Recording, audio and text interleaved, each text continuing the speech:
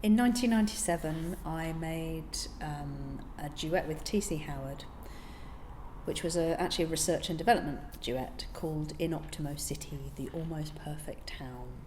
And it was the first time that TC and I had worked together, which was a real joy, actually. She's a brilliantly compact physical performer.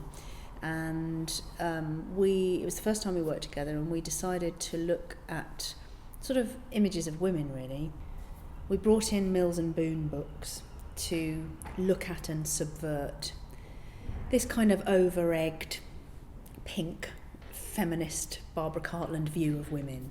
And so we spent a lot of time trying to create movement that was dressed up as that, but wasn't that. And TC is a brilliant gestural mover. She has real detail from the tips of her fingers all the way through her amazing body.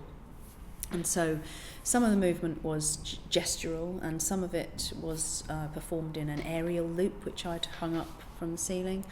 I think there was some gladioli involved, and a single mattress, and some duet work between us, which I think at the time it wasn't so usual to see a larger woman, a bit taller than TC, sort of basing, lifting and carrying a smaller woman. I think those kind of pas de deux were not so usual in the early 90s, but getting more usual because of the whole crash and burn physical theatre movement that was happening at the time.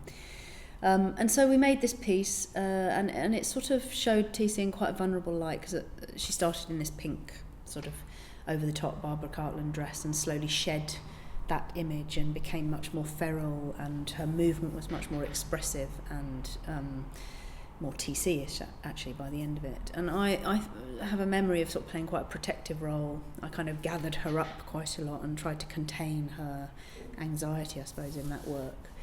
And I think it was just a study of two women and the images that don't match us as real women, playing with the images that are out there about women that we couldn't compute with.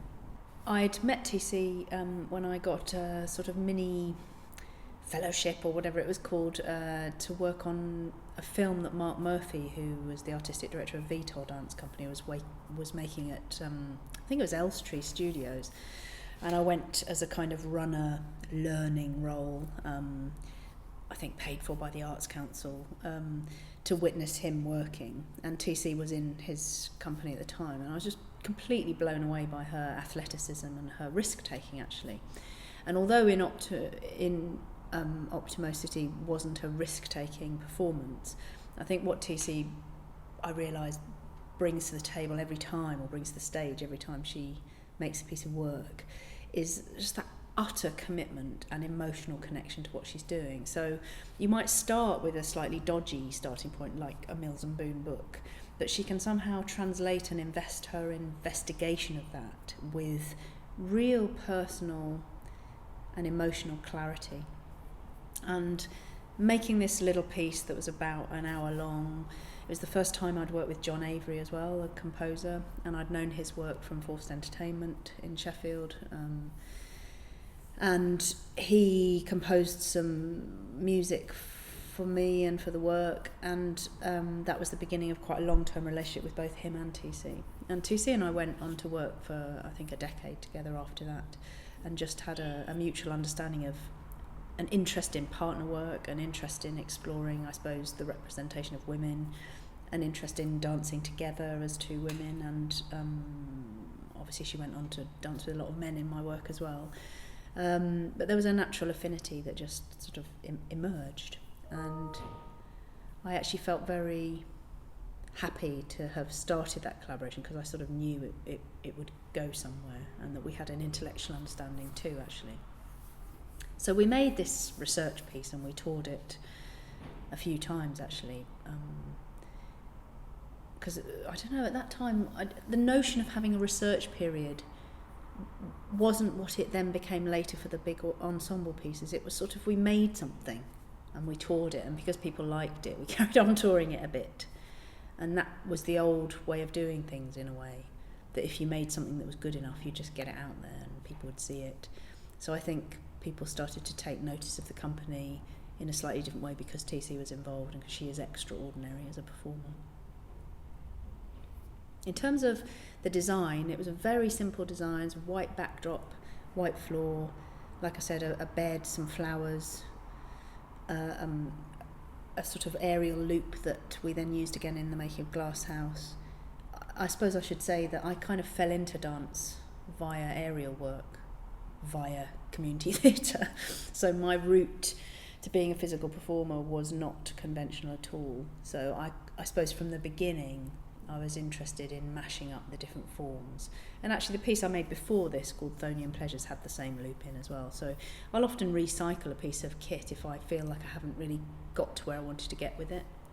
And I suppose this in this piece of work with TC, the idea was that she was on a chair and she could lift herself out of this stuckness in this kind of slightly jaded Barbara Cartland figure that she was playing, that she could somehow escape that and shed those clothes and become more authentically a woman on the floor later, having gone up to shed that persona.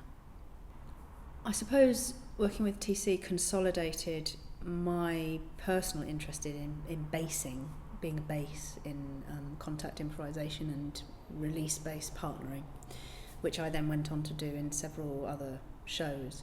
And I think I was always more happy being a bass than being the flyer. And actually in the aerial work that I'd done before, I was always more interested in lifting other people than being lifted. And with Harry, in the 2 or 3 pieces we'd made before, it was always either quite equal or he was lifting me. So I suppose I was conscious of subverting not having a man lifting a woman all the time. I don't think that was particularly radical, but it was something that was really in me, the desire to be strong enough. And actually I've paid for it. I've had 2 shoulder operations and I'm covered in arthritis across my clavicle and across my shoulder girdle because I chose to do that for a very long time. But I suppose for me it was a feminist statement. It was about how can women support each other, TC is very much a woman, but she can also play at being a childlike figure. And I suppose from very early on there was that sense that I could mother her on stage a little bit. Not in a literal way, but there's a duet that happens in a later show that we make where I'm very protective. It's more of a guardian guarding her because she's small and very strong, but she's also very good at looking vulnerable and childlike. So there's, I suppose, that dynamic of, is there a sort of, not a parental figure, but a woman who's bigger and able to hold and contain and carry a smaller woman. That was a running theme, I suppose. And what TC's brilliant at is playing. She's an expert in play, and we took play very seriously in terms of it being a modus operandi, if you like, of creating material. And that's not about being a child on stage, it's about playing imaginatively and openly to find new material. And I think working with TC opened that process up massively for me and the company. I learnt a lot from working with her.